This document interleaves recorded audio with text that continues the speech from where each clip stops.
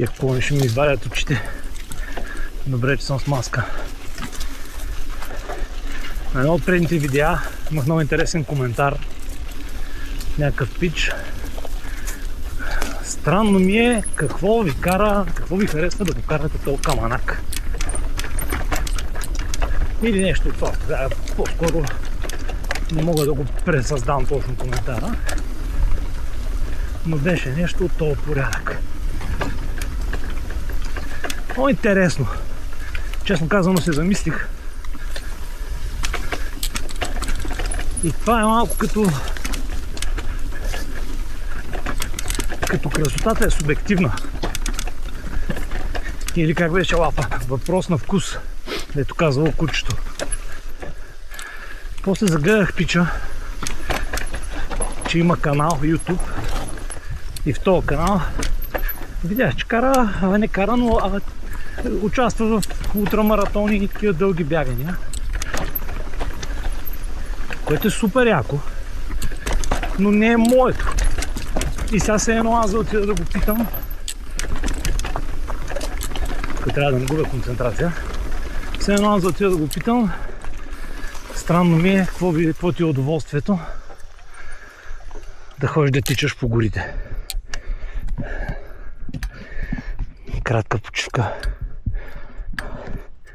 за гледката. Си пърша очите. Нямам нищо против пича. Може би в неговите очи си изглежда странно, страшно или не знам даже какво. Щом пита.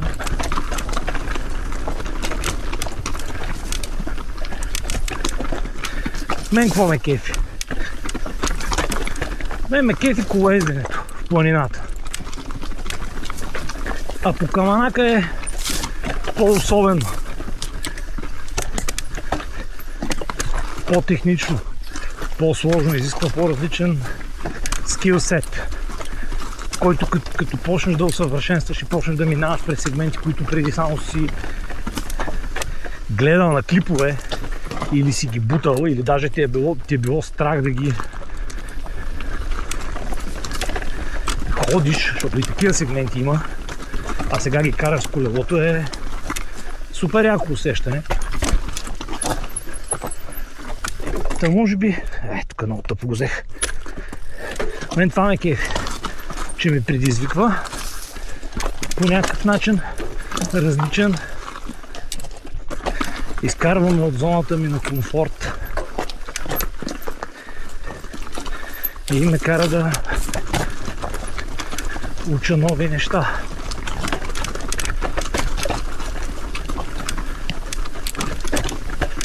И да не говорим колко по-добре се чувствам психически след едно каране. Спокоен. Особено ако съм имал по-тежък работен ден. Между другото, днеска времето е топ за колело. 20-25 градуса. Снощи валя. Тази сутрин също валя. Сега като влезем в гората ще видим как е почвичката и сцеплението.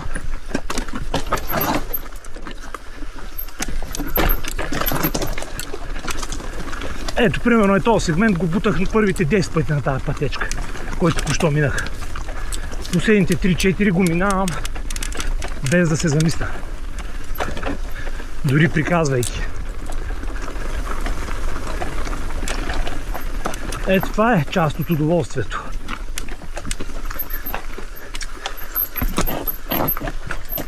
Какво тъпо. Ето сега примерно това забой. Май веднъж съм го взимал. И то като го отворя повече. А в тази кривата съм я изправил 3-4 пъти. Тук беше кофти за вода. 3-4 пъти съм я изправил. И честно казано, изправенето не ме кефи. Ако искам да я изправя, ще отида на правата или на някоя друга стръмна и камениста пътека. Тук идвам да завивам, да се уча да завивам. Или да не мога да завивам, както току-що видяхме.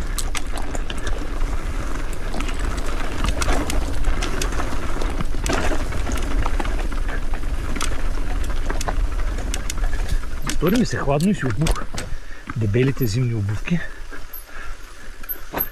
Какво става с левите завои днеска? И сега ме е горещо на краката.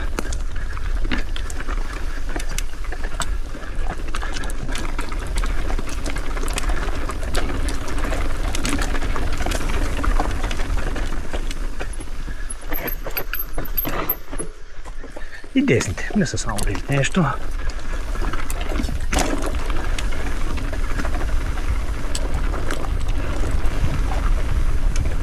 Ще обвиня колелото. Колелото не иска да завива.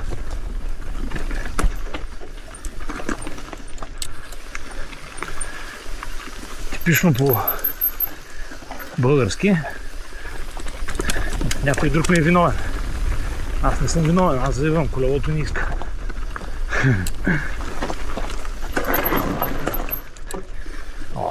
Тук не стъпих. Така, това ме кефи, нищо против пича да е жив и здрав, да си цъка маратоните, което по кефи всеки си намира допаминчето и адреналинчето някъде. За мене и приятелите, с които карам, тук е адреналина, тук е допамина. Макар че някои се подхлъзват по тичането, ти ще тебе гледам,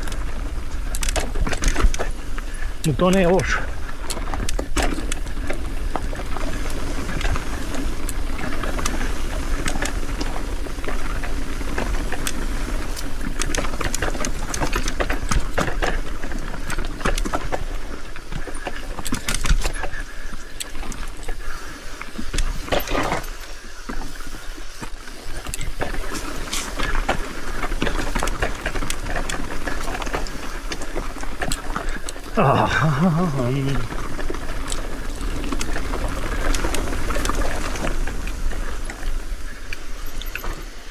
Може би ако отворя повече.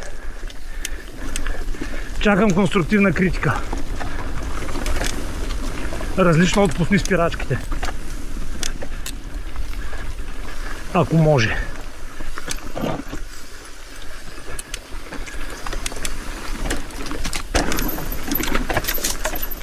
Тук е нещо закачи крака.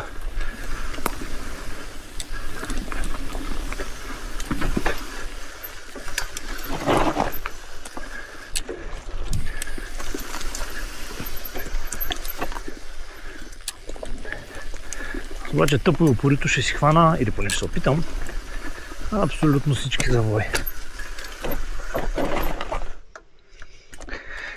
Аз и голямата ми уста. Не ще хвана, ще се опитам. Нека бъдем реалисти. А що говоря толкова много този път? Защото реших, че трябва да правя по-engaging контент.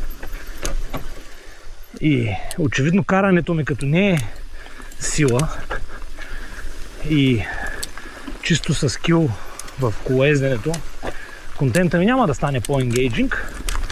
Какво мога да правя? Мога да приказвам. Да видим това до какво ще доведе.